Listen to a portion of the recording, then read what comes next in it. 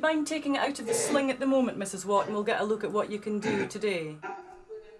Here in the northeast of Scotland, telemedicine's been a fact of working life for years. The technology used to be basic, but at least let doctors treat patients in remote rural locations.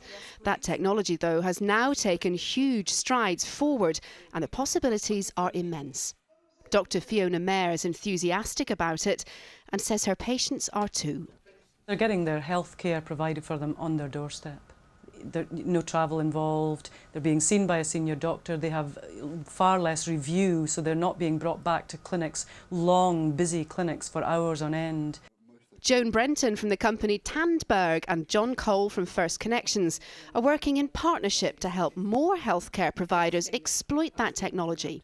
They say they can now bring high-definition video and crystal-clear audio into offices, surgeries and hospitals right across the country. And the NHS's new N3 network is the ideal vehicle for it. There's a lot of bandwidth there that's available, and video is a very good user of bandwidth.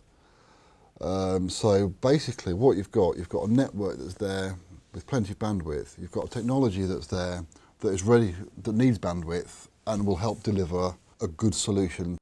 Tandberg and First Connections say health providers who had the technology years ago need to look at it again. Think outside the box. Just don't think because we've done it like this, we've always done it, or we've had this equipment but we never used it because it wasn't any good. You probably didn't use it because you didn't know how to use it properly and nobody bothered to show you.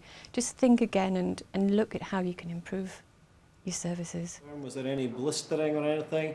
And what about the tetanus status? Have they checked that?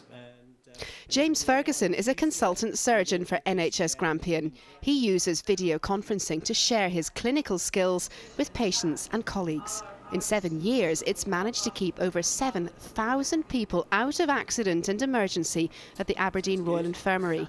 It saves money, and he says it makes him and his department more efficient. This technology's got more robust, more routinely used. People are more accepting of it as well. In the past, there's not the same sort of ooh factor that we used to have beforehand. People are doing so many things over their TV or over the monitors that the actual thought of being treated for medicine, using this technology is more and more acceptable to people.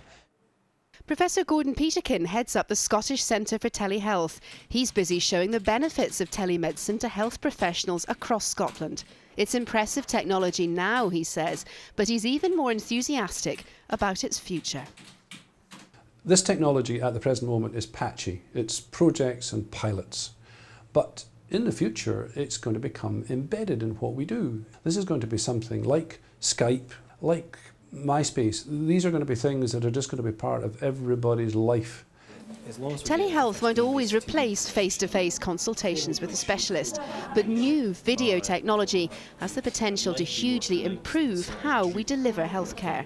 It means a better service for patients, better working lives for doctors, and for primary care trusts, more targets met and, crucially, more money saved.